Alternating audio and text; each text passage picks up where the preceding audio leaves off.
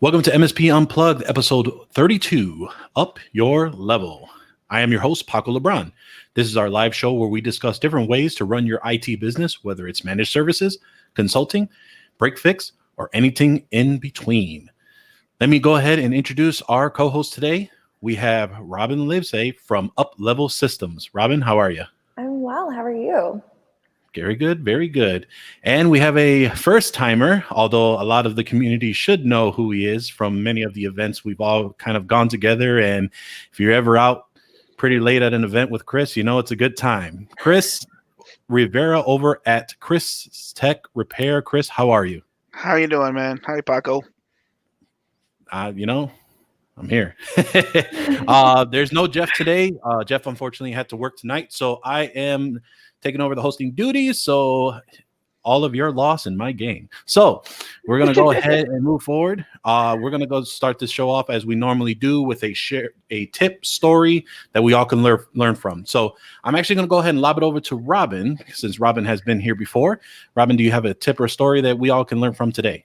Yeah, I mean, it's more so an interesting insight. There was a recent CRN article published about the Cisco transition to they're really focusing to an as-a-service model. And I think that's really interesting from an industry perspective when we look at kind of what the holistic industry might be going after, both large enterprise-grade equipment and small enterprise, right? Because small businesses typically follow a bit later than enterprise does. And so with Cisco focusing so many of their R&D efforts here in the next 6 to 12 months on as-a-service models, I think that's really, really telling for where the overall market might be going and the flexibility that's needed in such an uncertain time where none of us really know what this is going to look like moving forward. So I think it's very, very interesting to see how these large companies are going to paving the way. Yeah, it's interesting on how a lot of vendors and even like distributors offering the ability for vendors to do a as-a-service situation. I know when device as a service came out, a few years ago, it was very foreign to us to understand, or just out of the norm of, wait, no one's going to buy the equipment up front and there's no margin in between for this. Like, how am I going to sell this thing? And how do I, maintain the margin? And how do I make sure that they don't stiff me with the bill? So it was that type of conversation, especially with hardware as a service, device as a service, and kind of just everything now as a service when it comes to, software was kind of the first from as far as my knowledge, kind of adopting that model as being a SaaS model and kind of everything running in the cloud and moving forward. So it's interesting and makes sense that everyone's kind of adopting the as a service model because it's predictable, it's understandable, and it's not a huge upfront investment or cost to a particular client if they wanted to get involved in a particular solution. So it definitely makes sense. Yeah, and I think certainly moving forward, if we think about the flexibility of as-a-service models for infrastructure, right? Infrastructure historically has been something that is very, very stagnant. You purchase the equipment, you plan to hold it for 5 years, and you hope that your needs at the end of those 5 years are the same as when they started. And the as-a-service model really allows the flexibility and the transition, especially right now. As we were talking just before the show, most companies don't know what their 6 months is going to look like. Is it in the office? Is it at home? Is it a hybrid between the two? And so this as-a-service model really helps to provide the flexibility that small businesses and medium and large businesses need moving forward, both in pricing and in holistic CapEx, right? Keeping their costs reliable and sustained and allowing the infrastructure flexibility. And the other thing that I think often gets confused is the cloud service model, right? Which has very, very up and down costs with the as a service model. So we're seeing, questions around cloud services and what the cost associated with those are and how they fluctuate, which is not the same as infrastructure as a service, which is very stable and very reliable and controlled. Gotcha. Cris, have you kind of dabbled in the as a service model in any of your offerings, or have you kind of just really focused on what you want to deal with on a day-to-day, month-to-month, and kind of adjust as need be, kind of just seeing how it all is going to turn out for your business models and just with your clients? Well, I've tried out a lot of the services was it Jump Cloud? Yep. I have that one. I've tried that on a couple of machines of mine.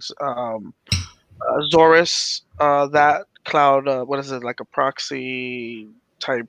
Yep. Uh, it's type thing also.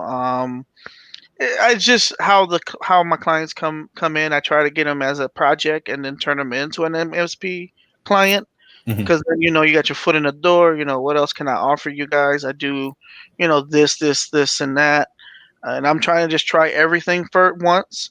Just to see if maybe it is MSP, maybe it is project work, maybe it is something relating to IT as just to get my feet wet and the services, as a service, it's a good model, like she said. Robin said, is just it's easy to say, hey, this is my bill for the month. How many machines I have times this times X or whatever you have. Boom. It's a Mhm. simple billing. But Yeah, I mean, the great thing about as a service infrastructure is you can actually add margin on top of it monthly and just add it onto their bill. So we have a lot of partners that actually go in and include the infrastructure as a part of their service, and they just wrap it into their holistic pricing model for the customer, so that they don't have to worry about what the cost of the infrastructure is. The individual customer doesn't have to worry about what the cost of the infrastructure is, right? It's included in the managed services as a whole. Yeah, I think even there was an MSP that I've heard on, and I can't recall where I heard him say this, but Josh Lieberman over at Net Science, he's mentioned that he has gone to a particular client and they say, all right, we need our cybersecurity. And he drops the firewall and says, here's your cybersecurity in a box. Like, this is what you're going to need, and this is how we're going to handle it. Around that, paraphrasing what he said, but essentially it's that type of situation where, now a lot of managed service providers, IT service providers, even those handling residential managed services really have an opportunity now to really include a bigger bundle or an offering that will help protect their clients, but also allow them to get a little bit more residuals as they go around. So whether it's cyber,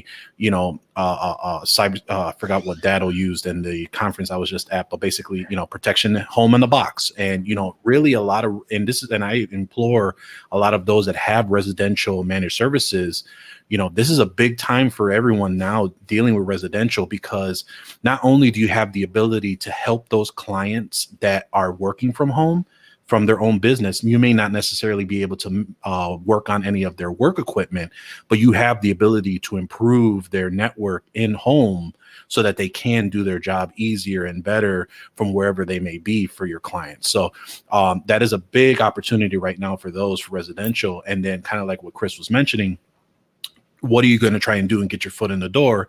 And hopefully we'll go ahead and talk about that later today with what Uplevel has and kind of the multiple features in their devices and in their offerings. But I'll lob it over to you, Cris. Do you have a tip or a story for us this week to learn from? I'm gonna try to use a story, but it's a pretty long one. But I'm gonna make it short. Go for it. I think you said it before, but I'm the one you got it from. Okay. Basically, you try to think that try to do a project.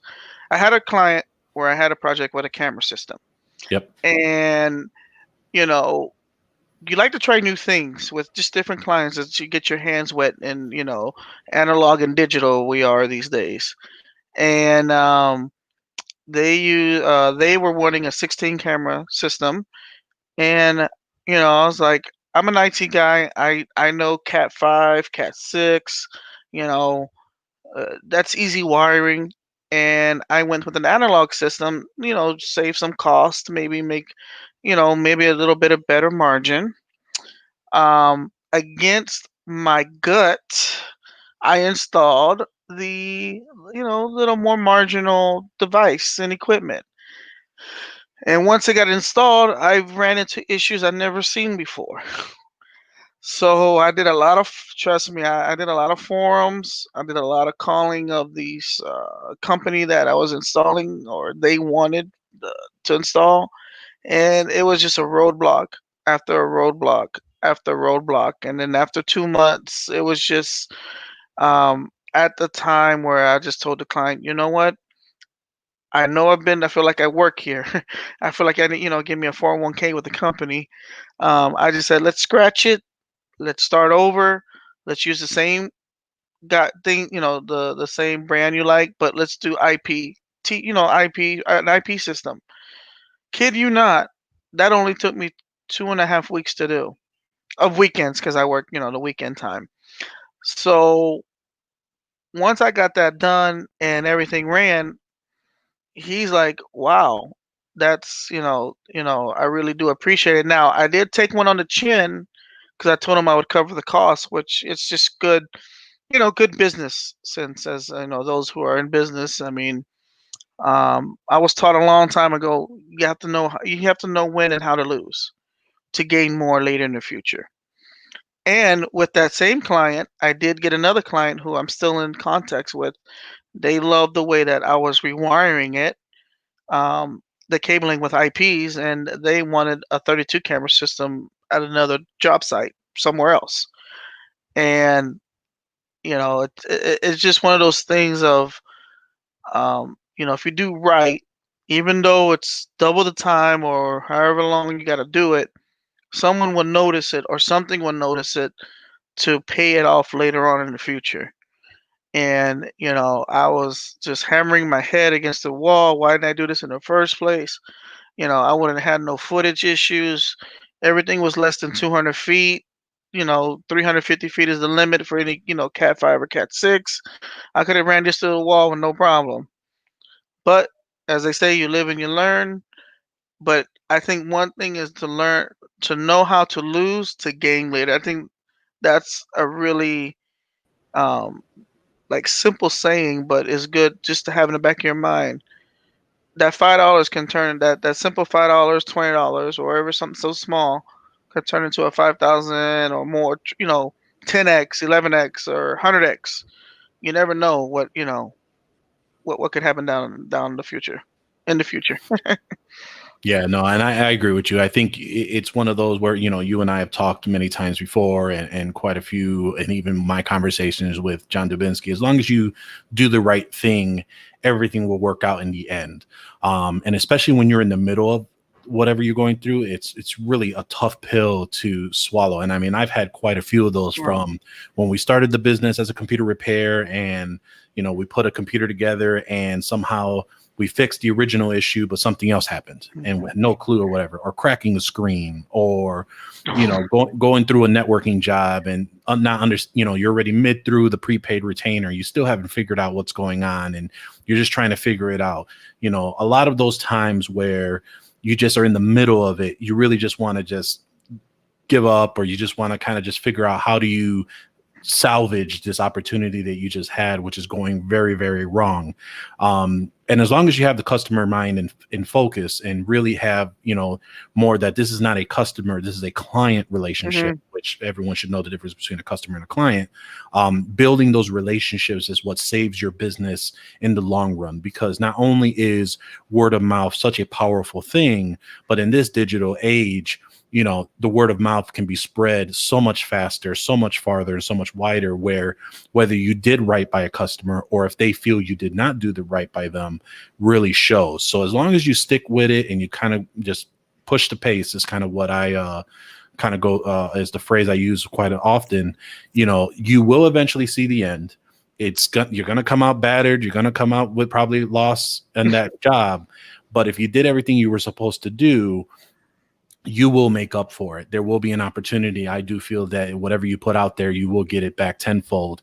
And that is something that you, from our conversations, ended up happening, right? So it's just one of those stories where do as you want to be treated, and also make sure you do what you can to do what the customers basically have the customer and client in mind.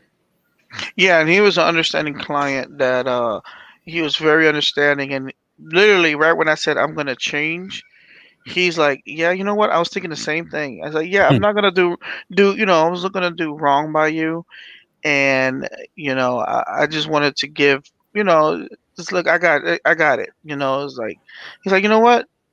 He's like, me and my brother. He goes, him and his brother owned the business, and they're like, we were gonna come up to you, but you owned it. You took it in. You took ownership of it. And we, there's not a lot of people who do that. Yeah. I was like, no problem. Yeah, the other thing is whenever times get tough, it makes already having that rapport built up and having relationships where people feel like they can trust you, makes getting through tough times, like a coronavirus situation, much easier, right? With your clients, it's a huge deal. So even if it doesn't immediately pay off down the road, having that rapport is huge.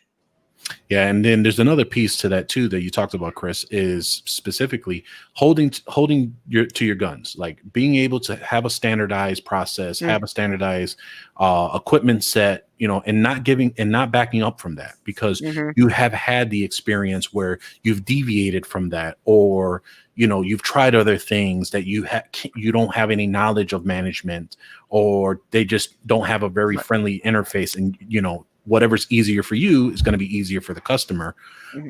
And by deviating from that process will end up being a much bigger issue as well. So, sticking to your guns, sticking with your standardization for what you've tried testing through, because they're coming to you to be the expert and they should understand that. And if they don't, then that's where you have the conversation, or just, understanding for yourself is this the client that I really want?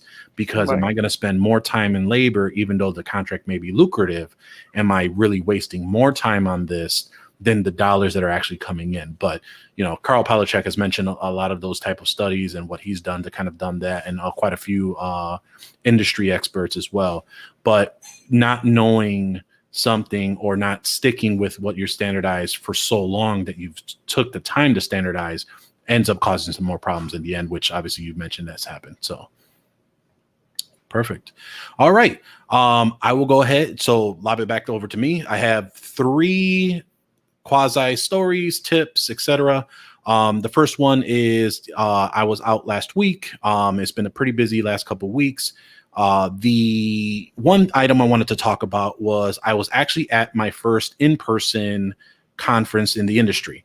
For those that don't know, the channel company who create the publication CRN also have a conference that they throw every year, similar to like Channel Pro and Channel Futures, etc. They have a conference called Exchange.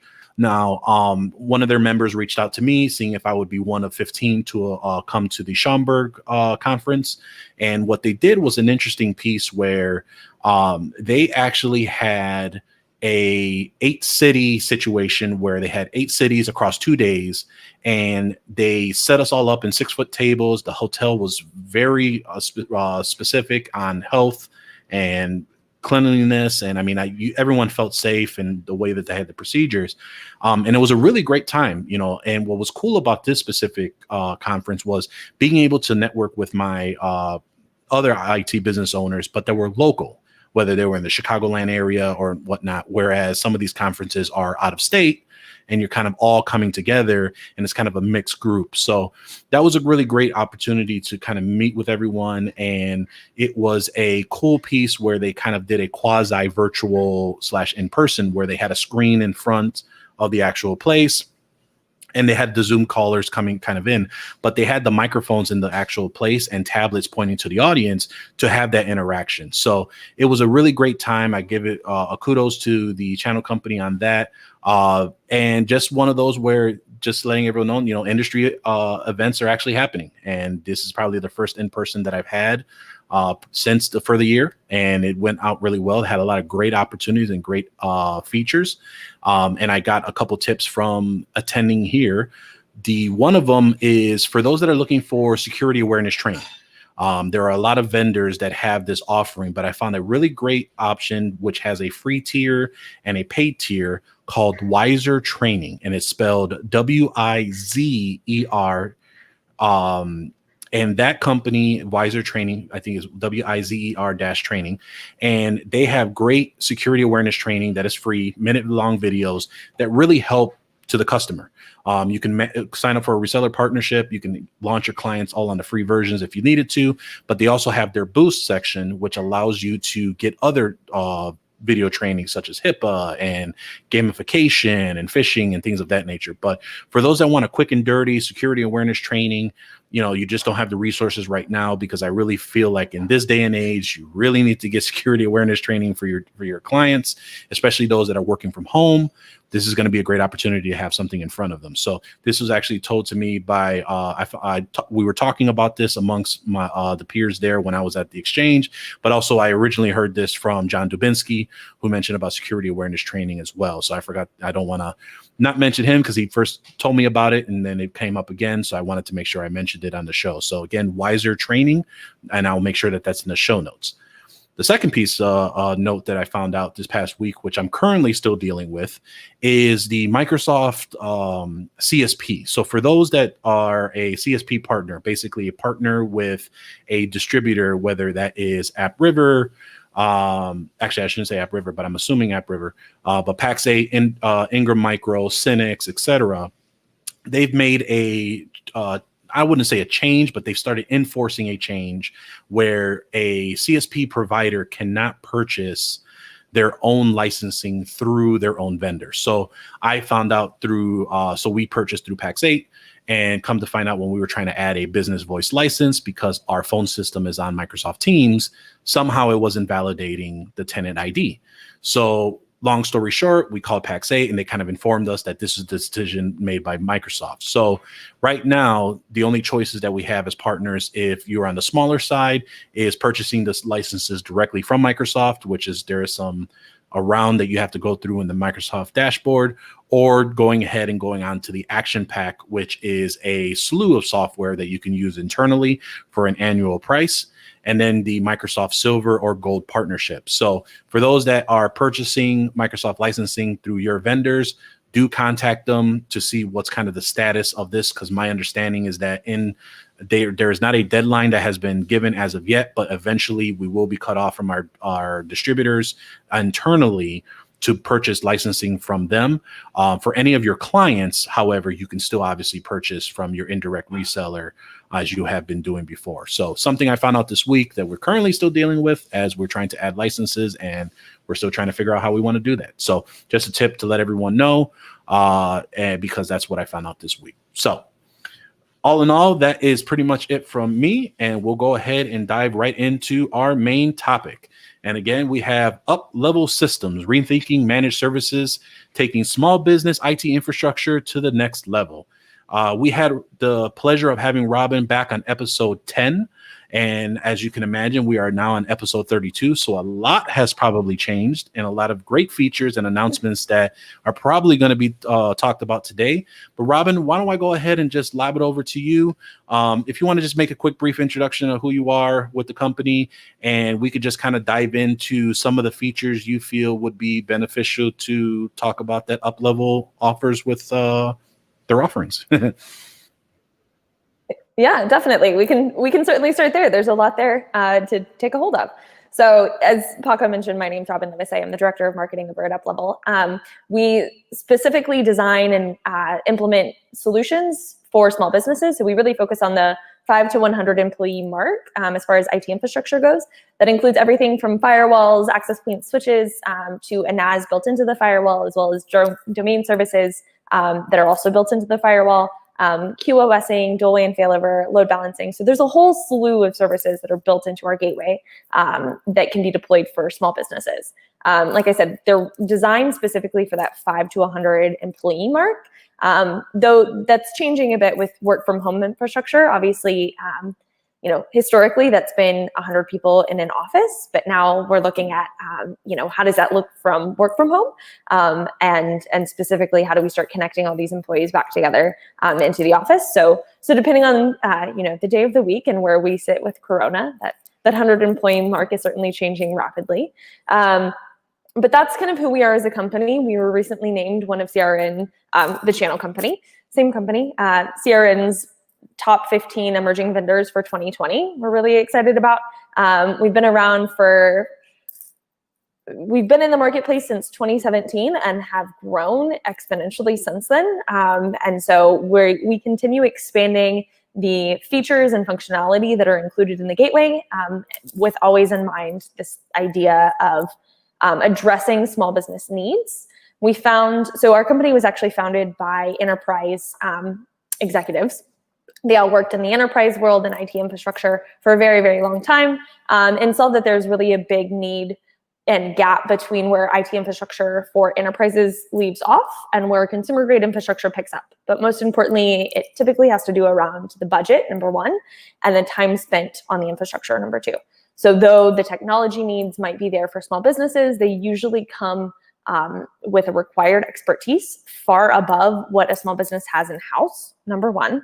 And number two, historically, these are sometimes companies that not all MSPs would be willing to take because it takes too much time to configure, and then the customer just isn't profitable enough for the MSP to consider for their time.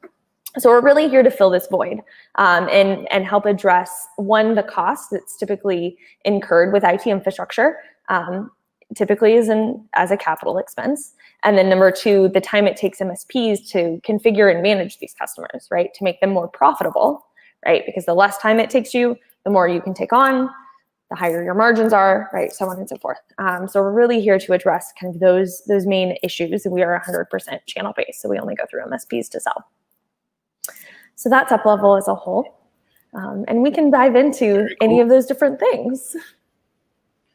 Yeah, so I mean, I think you hit it really talking about it, and I guess I would just pose a question and what features kind of help with that. So kind of from, like you mentioned, when we first had you on, you know, the original, obviously we were thinking of, you know, having one of the core functions or one of the core components that at least we would focus on as IT business owners is the firewall, right? And making sure how to monitor that network traffic.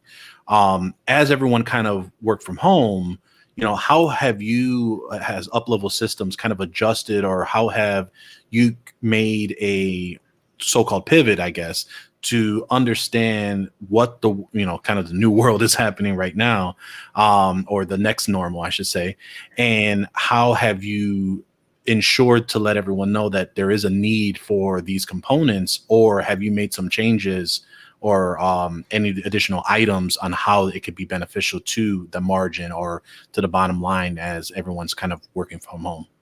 Yeah, so you're right. We're certainly in this weird spot of what is the new normal and how does this play out moving forward. With this, I wouldn't call it a pivot. I would actually call it an expansion. So we've historically been really great at connecting offices together. And you can see this primarily in property management companies and logistics companies, where they actually have dozens, if not, you know, tens of dozens of locations across the nation. But each of those office locations is small, right? You maybe have 5 employees at a property management company and they're all scattered across the state or whatever it might be. But as we transition to work from home, essentially everyone's home office is now a satellite office for the company. If you think about it, you know, they're accessing data, they have critical information sitting at their home offices, they need to access it. And now you have infrastructure, right? Computers, endpoints, and resources located at each of those home offices. So because of that, we've focused on this work from home transition and enabling MSPs so that they can actually help their customers keep the corporation safe while everyone works from home. We all know that VPNs are only as good as the endpoints connected to them. So firewalls and having some sort of segregation amongst the spouses and children and whoever else might be in the house is critical, right? Because though the employee might be safe and they might have all of the infrastructure in place, there's only so much that you can do when a hacker gets into the home network via a child's computer where they accidentally clicked on a malicious link, right? Or anything like that. And certainly if there is a computer connected to the corporate office on that same network, now you're exposing the corporate office potentially, right? So enabling MSPs to go in and protect those customers and the corporation as a whole while everyone is working from home has really been our focus for the last, you know, handful of months that we've been in this, however long this is, and I've lost count. Gotcha. But most importantly, as we were talking about a bit ago with the flexibility, and our pricing model is a work from home as a service, and providing the hardware and infrastructure as a service to customers is really huge, right? Because we don't know how long this is going to last, and this allows MSPs to protect their customers and ensure network connectivity and stabilize their internet connections and qualify traffic on them, so that those Zoom calls and those phone calls stay up while they're working from home on questionable ISP links. They're able to do that. And then if this lasts 6 months, great. They've got it for 6 months, or if it lasts 5 years, great, right? Whatever the case may be, but it allows them the flexibility if it changes in the next month or so, as a service, they can actually change with it, right? And grow and change, or send things back, cancel services, do all that fun stuff. Sure. No, and that makes sense because, I mean, Cris, with your clients, have you seen any of those that have been working from home? Have they made any indication that they're coming back to the office, or do you foresee this happening probably in the near future and probably beyond? There's no real end date or tentative date that they would be coming in. Well, as a guy who works in the corporate world too, some people are like, I just want to stay home now. Mm-hmm. For me, I want to go back to work. I love my kids, I love my wife, I love them dearly, but we all have to go to our special places where you got to still interact and do things and go back. But I think there is still a place for work at home. And the model that she has for the work at, it might be 5 years on the road. Well, I like working from home. I like the flexibility. I can be in my pajamas with my work shirt on, have my slides still on, But I think, in all seriousness, some are just not going to go back. And then what they're seeing is that you can still do your work from home without being at work. Right. So that's less overhead costs, reduction of the location. Well, I can get a smaller building, or I can, you can do more. But there's other things that come into play that sometimes gives the false narrative of saying, oh, you can do more work because you have to justify why you're working from home now. Every hour is counted. In the corporate world, is like, what's your hourly work schedule look like? At work, you can sort of get, hey, I went to this guy's office. Hey, I went to that guy's office. But I think it's here to stay in some kind of capacity. Well, I think most importantly, kind of to your point, we often talk about flexibility in terms of work from home. You have flexibility of where you work and what you wear, bottom down or whatever, right? But on top of that, it's actually more so the flexibility of choosing, right? Because you might decide, I need to get out of the house. I cannot work here. I am not productive here. Get me out, right? Understandable. But let's say in 6 weeks, there's a health crisis in the family, right? I actually had a family member that was in the ICU 2 weeks ago. And so, had I have been going into the office, I would have immediately needed to start working from home so I could go be with them. And providing that flexibility, I think, is something that is going to be very, very difficult to 100% take away and 100% go back to. So some sort of flexibility of, you can go to the office, but you can also work from home and you can change at any point if you need. Well, that's what I do too. Not to get interrupted, but I go probably work from 8 to 12 here at home, maybe 12 to 3 at work, and then come back home. Just to check on things in the area and says, hey, how's everything going? How's everything going? I can do everything ticket wise. You can do everything remotely, but there's still that interaction of, how's everything working? How does everything sound? Are you hearing any tick, tick, tick, tick? Or it's like those common computer issues. This thing is making a wiry sound. Okay, well, I need to be here to hear that. But I can see, if you have that, everybody at least tries it.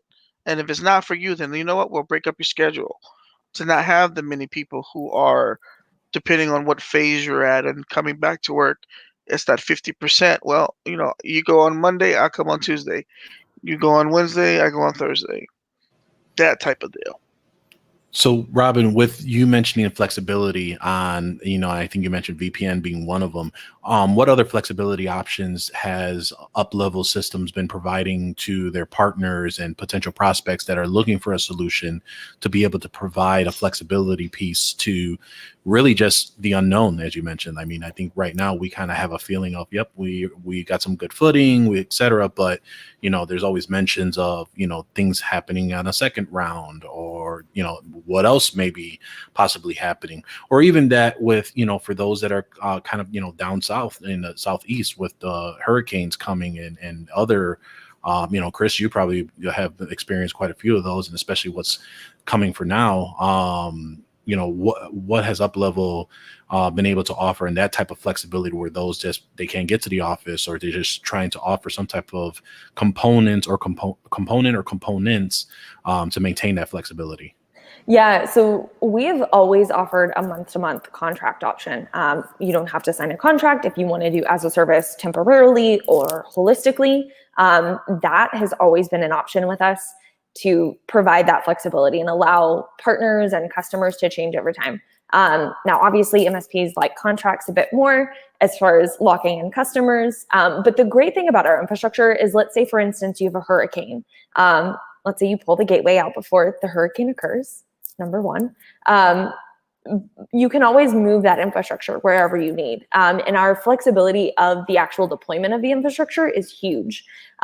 So when COVID initially started, we saw a huge influx of the number of partners ordering systems to be drop shipped directly to customers wherever they were been working, right? Some of them were from home, some of them they had to transition over to secondary office locations, whatever the case was, right? So our equipment allowing the flexibility of deploying remotely, drop shipping directly to customers, the MSP being able to remotely manage, monitor everything, and the customer not having to go in and reconfigure their ISP router that sits in front of the gateway is huge. Saves the MSP a ton of time and the customer headache trying to get an internet service provider on the phone to place it in a bypass or a bridge mode, especially in homes right now. There are actually several ISPs that don't allow a bypass or a bridge mode in the home, in their home systems and their home routers. And so allowing a firewall that can actually be deployed behind a NATed modem is huge, right? And then the MSP right there to go in and configure and manage the whole thing has provided a tremendous amount of flexibility. As far as financial flexibility, on top of that, we've actually offered a 3-month grace period or free period for the work from home infrastructure. So we call it our executive bundle. That includes an access point and a gateway to get them up and running, and they get 3 months free of that. So that's obviously been a huge flexibility point for customers and MSPs alike. Gotcha. Yeah, I think, with all that mentioned, especially with the ability of having the ease of use to getting those devices where they have to go, but the ease of use of the dashboard and the cloud dashboard of being able to configure them. When I go through that dashboard, I mean, it's very simple to the point where you can even do it on a mobile phone from the way that it was formatted, and being able to just get them up and running, or just actually seeing them being up and running, just plugging it in and pre-programming some of these devices before they are, if you decided to have them delivered to yourself, get them prepped and then sent out as well.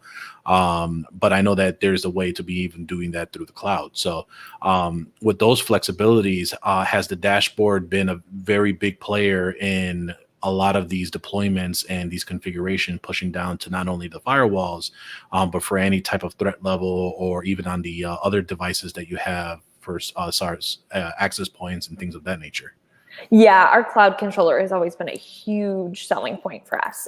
It's certainly something that all MSPs want, need, enjoy, right? It allowed MSPs to deploy systems without actually having to be in the office. The office members didn't have to worry about another third-party person coming in and possibly infecting them and taking their temperature and COVID checks and all that good stuff. So they were able to do all of that remotely and get the customer up and running.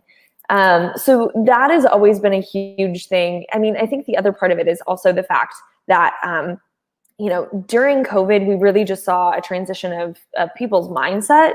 And so this flexibility, continues past not just the cloud controller, but also disaster recovery and being able to replicate systems. So another functionality piece of the cloud controller is actually the fact that you can take that VM that was previously sitting there and point it to any new piece of infrastructure.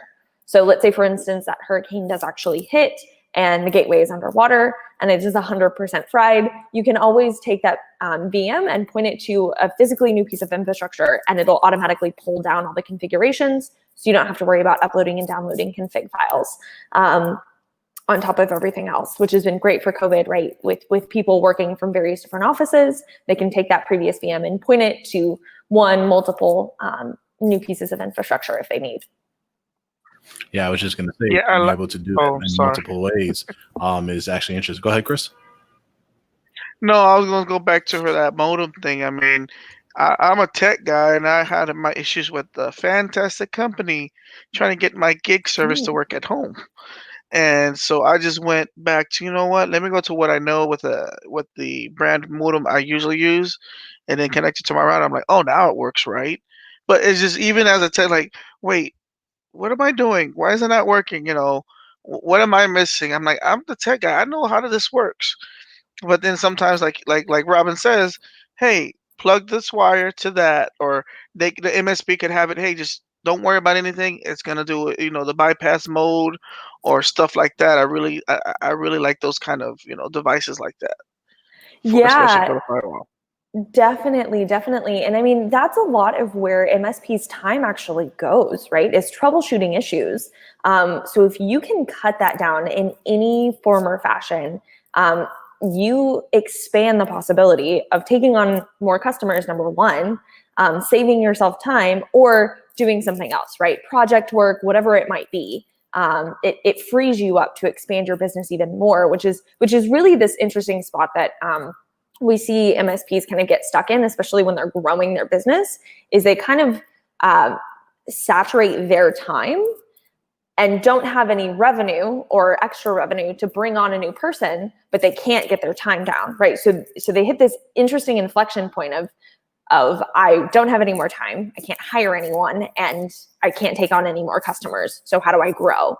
And so we really help in that, in decreasing the amount of time that MSPs have to take to troubleshoot major issues, right? Minor issues that turn into major issues or major time consumption, and increasing the profit margin at the same time for MSPs. Yeah, I think even like with the dashboard specifically, being able to log into it and seeing, hey, you have a conflict on your Wi-Fi signal, you may want to adjust the channel. Being able to log right into it and having that ability of the devices being smart enough to say, hey, this is what's going on, and you're going to probably want to adjust this. And you see these things as you're doing your monitoring or you're figuring out, and oftentimes by being able to do that front of mind, as Robin just mentioned, it's a lot less troubleshooting you have to take care of as well. But as we kind of change things a little bit, Robin, how has the NAS and the cloud backup situation, which is another feature that the device offers, how has that been helping a lot of IT partners and really just getting, everyone from their standard NAS backup to implementing and utilizing the cloud backup portion of the device as well? Yeah, I mean, certainly the disaster recovery piece of the NAS is huge. We actually recently announced a partnership with Acronis a couple of months ago now, but that actually expanded our NAS backup solution to include endpoints and do entire server replication and endpoint replication into the cloud, which has been huge for partners. That tends to be more of a disaster recovery piece that is typically the use case, right? Hurricane season is certainly one. So we haven't necessarily seen a huge surge from COVID specifically in regards to cloud backups, though providing a clear solution to when there is a problem was certainly illustrated with COVID, right? We might not have any idea what the next disaster is or where the next, time the office is going to shut down is caused by. So we certainly need to have plans in place in the event that hardware fails or employees can't come into the office or whatever the case is, right? That certainly illustrated that and gave MSPs a good use case to bring to their customers. Gotcha. And I think, it's specifically going on COVID. Another piece of it, what all the IT business owners are doing is they're trying to figure out, okay, how do I consolidate and standardize my stack? How do I figure out what am I going to do? I have 15 million devices. I have 15 million costs. I have these recurring charges that are happening. How can I make this simpler for myself? How do I make sure that I'm leveraging everything that I have? So for those that are trying to figure out, okay, what can I do? Having the ability of having one device that kind of can do it all in that situation, especially in this case where you may already have a device that's currently sitting on a client site that is doing this disaster recovery and making sure that it's doing the practically what it should be doing in that particular device, but being able to consolidate it into just one device as you're looking into other vendors. Not only are you figuring out how to standardize your stack to make things easier for yourself, but cost-wise as well, kind of consolidating everything to one vendor and having that relationship being beneficial, because now, again, whatever is easier for you, it's going to be easier for your customer as well. Yeah, definitely. And that expands onto billing as well, right? When you start going in and purchasing equipment that is best of breed for each individual service that they need, what often happens is they actually purchase services that they don't necessarily need, but they're forced to buy because they had to buy the solution, right? And so even though our system is an all-in-one system, we allow you to customize the services. So you can turn things on and off, and you only get billed for what's enabled, especially on the as a service model, right? So as things change or grow over time, the billing changes with the customer, right? So they're not actually paying for things that they don't need. It reduces the overall hardware costs. There's also bloat built into each piece of hardware that you buy, so that goes away. The MSP, consolidates everything and is able to standardize on a single stack. Us as the vendor, we have visibility into the entire solution at that point, right? So troubleshooting gets dramatically reduced. Most companies have a, average about, it's about an hour and a half response time is the average response time. Our average resolution time is an hour and a half. So not just responding to issues and getting someone on the phone, but actually getting to a full resolution point, not just a Band-Aid of a fix now, is huge. We always get rave remarks from our partners about the support team, right? I can't tell you the number of times we've had partners rip out other infrastructure that they were having issues with just to put Uplevel in, just so that they call the Uplevel support team. Nice. Because they knew that they were able to get a resolution if they had us involved. And funny enough, often the issue wasn't actually the infrastructure they ripped out. Something else in the network, like a loop, for instance, right? That was undiagnosed or completely unseen before. So things like that are huge for MSP time, right? Something that's often taken for granted is troubleshooting time. And especially on managed services, where your billing is the same every month for the customer, getting that tech resolution troubleshooting time down is huge. Yeah, I mean, I think you said it right there, and it's the very important point to highlight on what you just said. There's a difference between having a vendor and there's a difference between having a partner. And that's the main point of why you want to make sure that whoever you are subscribing to, working with, and just really getting who you're standardizing with and who you're bringing into your stack, you want partners that are going to help you with this. And this speaks to customer service, it speaks to the sales, it speaks to all around. Is this company going to help me grow my business, grow my margin? And in reverse, is this somebody I want to invest in because I want to make sure I invest in their time, their finances, so that they can grow and help partner and establish and expand that partnership that we have as well. So, I mean, we're a big proponent of making sure you work with people that are going to make you not only look good, but also that are going to help you throughout the way. And especially like you just said, in that scenario where, it was thought to be this equipment and it turns out that it was a whole different situation, but it's because of that great customer service, that great team, the client experience is really why you want to have a partner and not a vendor. And I'm a big proponent for that. Yeah, and not to knock other vendors at all, but one of the reasons why we love the fact that we're an all-in-one solution is that we can actually see everything. So us as a partner, we just have more visibility into what's going on in the network and can troubleshoot things much easier because of it, right? Whereas other vendors might have specific kind of silos of what they can see. So they only get, a small sliver of the issue. And certainly if you're having an issue with more than one piece of infrastructure from more than one vendor, now you're trying to interop and get their troubleshooting teams and their support teams to work together and to see what each other is seeing. And so that takes up time as well. Yeah, I like the smart thing about like saying, "Hey, it's on the wrong channel. Hey, change the channel." And even a suggestion that helps you point you at least in the certain. Because sometimes we got all this knowledge, but we need you're always going through a list. Well, can you just point me in the direction? Not necessarily saying have to always go down the list every time. Maybe you skip that 20 minutes. Boom, we get, like you said, faster resolution time. And I mean, if like you said, if Paco, if it does that, then I'm probably gonna take a look into that with the up level. Why not? Try it out. Yeah, No, and I think that's the big. I'm sorry. Go ahead, Robin. Oh, I was just going to say one of the things that we actually introduced in the 4.0 release that we pushed out about a month ago is actually rogue DHCP server detection. Right, that's a huge one. So being able to see when you have a rogue DHCP server on the network. Yeah, someone just let's put a switch in here. Yeah, you put a managed switch in there. Now you just threw something in there. Oh, thank you. Right.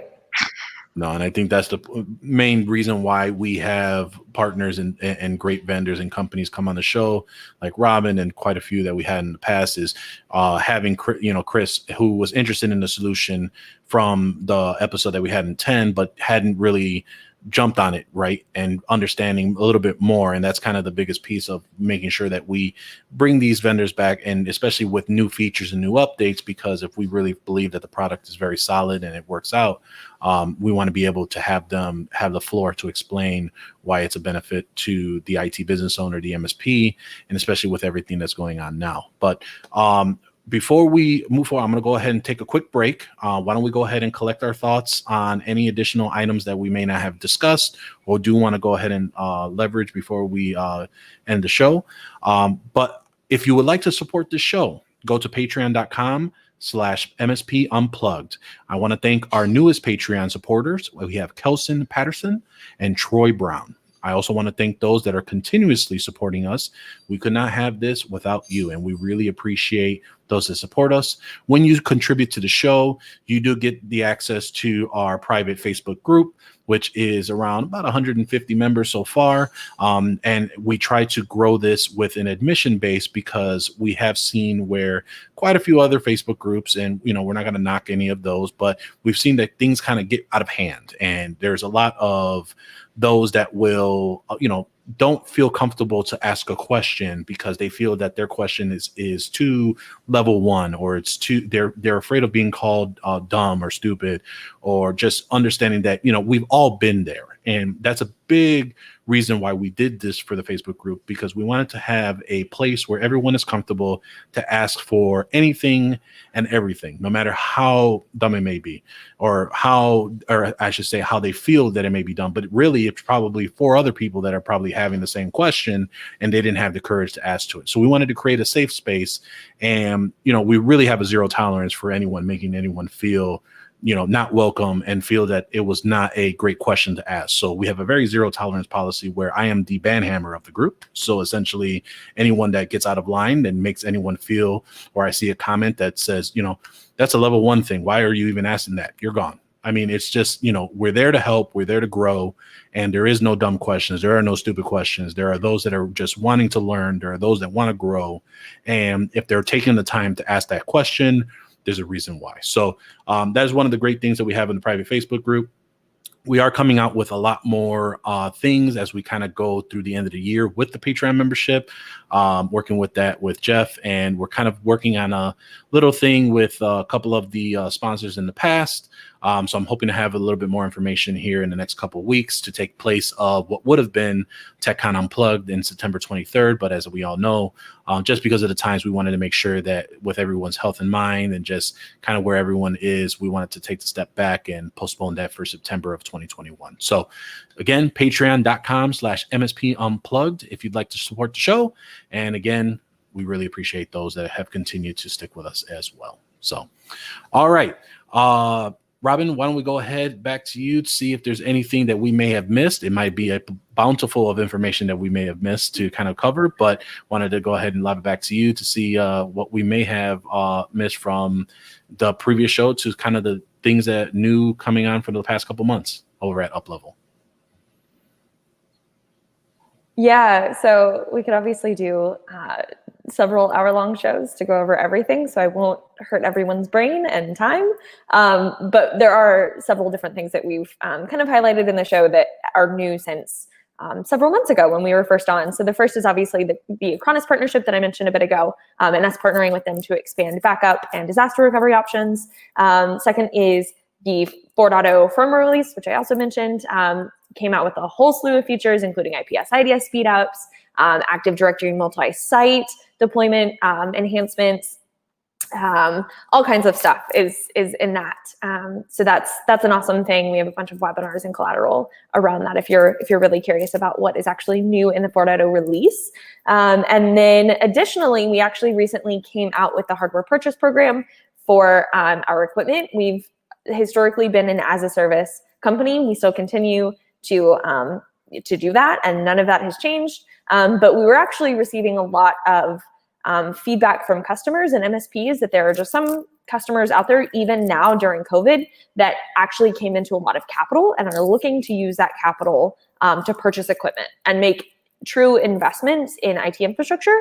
And us as a partner will never want to inhibit any customer and their aspirations. So we've actually expanded our equipment into a hardware purchase program as well. So now MSPs can actually choose whether they want upfront margin, right, or ongoing margin, or both. You can actually do both with the hardware purchase option and advanced services. So those are really the three major changes that we've seen over the last however many months since this has been going on. We also have a lot more going on in Uplevel at the moment, including the fact that we were recently voted one of the top 15 emerging vendors by CRN, and some other things that I can't mention at the moment. But we have a lot of exciting stuff going on. So very cool, very cool. Cris, any final thoughts on just upping your level, kind of getting everything as far as on a stack level on what's going on with your business and how on Uplevel Systems may be able to potentially help? I guess I might get on the bandwagon with upping my level and trying them out, because it does sound, you know how some things, not to say, too good to be true, you got to check it out. You never know what they have in store. Maybe this can be the one, not one be all, but help you. Hey, I got the switch in there. Oh, you want an AP there. You want a firewall. Now, all that comes in. We can just add that on. We can turn it on. Turn on the NAS. Turn on the firewall. Turn on the APs, or just install the switch. But we're all good now, So I really would, like I said, just check it out. No harm in checking it out. I'm assuming, Robin. It's just correct. Why not, right? Just why not? That's what I say. Why not? So here's the thing. As soon as you sign up to be a partner, we actually give you a 3-month free trial of the equipment. So we'll ship you a firewall and an access point you can play around with. You can keep it after the 3 months if you would like, or you can send it back to us, or you can deploy it to a customer. So you have a bunch of options there, but it allows you to actually test it out, right? And there's no harm in that. And for anyone that mentions the MSP Unplugged podcast, we'll actually waive the partner onboarding fee, which is typically $150.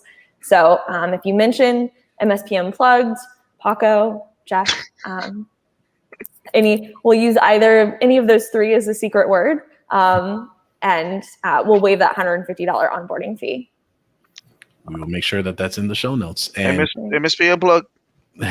So, and I think if there's anything that everyone can take away from this show is specifically to standardize your stack, standardize your tools, standardize your hardware, standardize your partners, because the more you can standardize, you have a set of a template that you can apply to all of your clients, to all of your tools, and even to those that would have employees, to all your employees.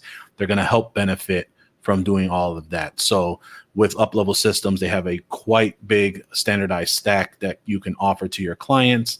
But again, standardization is a key component that I stand by, and that is something that we want to make sure that we if there's anything you take away from this show, standardize. So, and you can avoid the time it took Cris to deploy that system. There you go. All right. So, Robin, I really appreciate you coming out on a Sunday evening and talk more about kind of what's going on over at Uplevel. If anyone wanted to go ahead and find out more about the system or wanted to talk to you, how can they reach out to either go through the trial or, again, speak with you a little bit more on Uplevel Systems? Yeah, so anyone is always more than welcome to email me directly. My email is Robin, ROBIN, at uplevelsystems.com. Very easy. Our website is obviously uplevelsystems.com. So you're always more than welcome to reach out to me or fill out a contact form on our website, and we'll get you in the right hands right away. But that's really a great place to get more information. And if anyone's curious about the partner program, feel free to email me directly. I'm more than happy to answer any questions. We'll put this in the show notes as well. Perfect. I appreciate you again coming out here. Cris, if anyone wanted to go ahead and reach out to you and talk to you, how can they go ahead and reach out to you? I'm in also on the MSP Unplugged the Facebook group. Before I used to be very scared and, like, just talk to us. We're normal guys. Like, I was always afraid to talk to Paco, email him in the beginning. I'm going to tell, like, everybody else, it's okay. Hey, any questions of, just ask. You message me. You can get me on my email also at info at Cris's Tech Repair, CRISSTECHREPAIR.com. Just send me an email, drop a line. I'm on Facebook. Yeah. So, very cool. And yeah, and like I said, over the years, we've developed a great friendship and a rapport for that. And again, for those that want to reach out to any of us, definitely don't hesitate to do so as well. For those, come join us every Sunday at 7:30 Eastern. Me and Jeff always go back on the Eastern Standard Time and Eastern Daylight Savings Time. So we're just going to say Eastern to keep the compromise.